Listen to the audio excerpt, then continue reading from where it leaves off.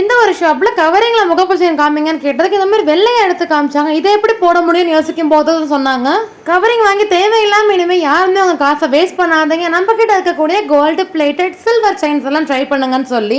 அப்படியே HSL gold மாதிரியே தான் இருக்கும், பட் ஆனா இது எல்லாமே பியூர் சில்வர், வெள்ளையில கோல்டு பாலிஷ் கொடுத்துருக்கோம். நிறைய பேர் கேட்குற ஒரே கொஸ்டின், சுத்தமா கருக்காது, அது வாங்கிட்டு போற மாதிரி அப்படியே இருக்குமான்லாம் கேட்குறீங்க. அந்த மாதிரி கண்டிப்பா கோல்டு கூட இருக்காது.